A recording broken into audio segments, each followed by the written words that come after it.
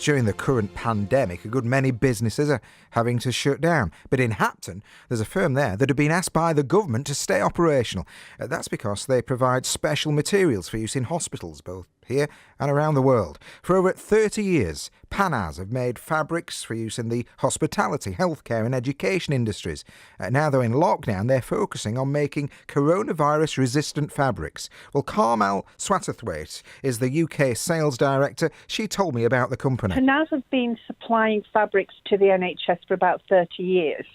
And among those are cubicle curtain fabrics and upholsteries. And some 15 or so years ago, we saw the value of incorporating an antimicrobial within them to help reduce routes to infection within hospital settings, or indeed actually in hotels, workplaces, that kind of anywhere they're placed, because hospital-acquired infection was becoming a growing concern. I don't know if you remember the headlines of a number of years ago. It was MRSA, it was Clostridium difficile. There was the fear that actually cross-contamination within hospitals was becoming a problem and creating what was called a superbug. Do you remember that? Yes, I do. The worry as well surrounded it, wasn't there? A lot of worry surrounded it. Of course, we're now swabbed before we go into hospital, and that is a lot more in control. But basically, anything you can do to reduce the routes to infection within a hospital setting are beneficial.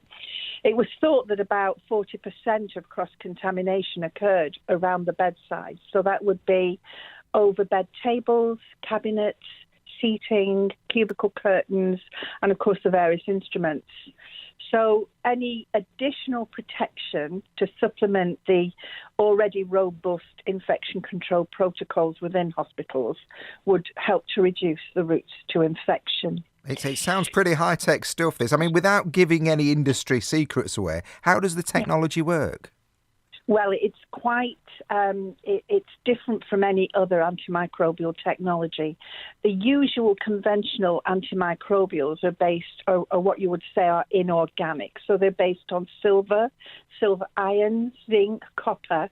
And these work by literally leaving the surface they're protecting, whether that's fabric or maybe paint or lacquers or laminates or carpets. You know, antimicrobials are in lots of substrates.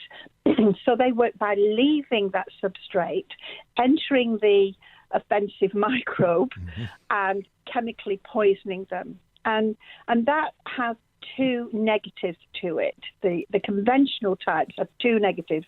One, it takes the time for that transmission to happen. That leaching from the substrate into the migraine takes time. The second disadvantage or lack of benefit is that as it leaves, it's obviously depleting the surface it was on. So as it gets used up, and a depleted dose is dangerous. It leaves you open to mutation. So those are the two distinct disadvantages of the conventional antimicrobials. Shield works differently. It stays on the fabric. It never leaves. It's there for the life of the fabric. And it works by penetrating the cell wall and electrocuting the biochemicals within it. Two benefits there. One, it happens almost instantaneously.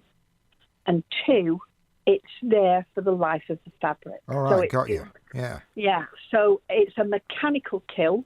You know, it's a stab and an electrocute rather. I mean, it's on a micro level, so you don't see this.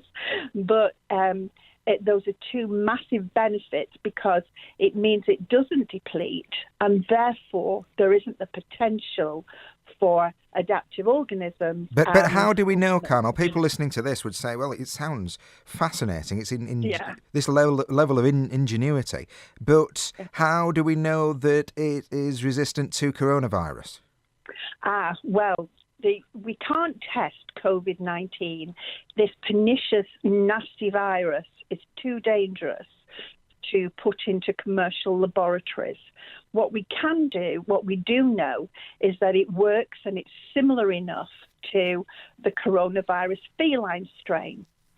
So you would test the feline coronavirus, and then because the strains are so similar, you can read across the results. So that's happening for hand sanitizers, it's happening for detergents and cleaning products. They're all being tested against the FCV rather than COVID-19. Got you. Now, You wouldn't really want COVID-19 running riot within commercial laboratories around the world. I can well understand that, yeah. And especially the scale of operations, because I believe, was it 10,000 metres were sent to Eastern Europe last week? So you're going big on this. Yeah, our healthcare division is half of our business. It's where we began life. It's very important to us. We get a real sense of satisfaction from the innovation and from the problem solving that goes with it. We have a hospitality side which we enjoy. It's beautiful, it's aesthetically gorgeous, it's flame retardant, and it goes into some of the leading hotels in the world. But the innovation that it benefits from comes from the healthcare division. Well, it's vital right now, isn't it? Yeah. Keep up the good work, you and your colleagues. It's been fascinating chatting we'll with you. do our very, very best. And if you've got any health workers out there, any key workers, not just health workers, because there are teachers and drivers, just our best wishes and our thanks. And we're glad we're doing something to contribute. Carmel there, speaking with me a little earlier. Hapton-based firm, Panaz, making a difference. All the stories that matter, all the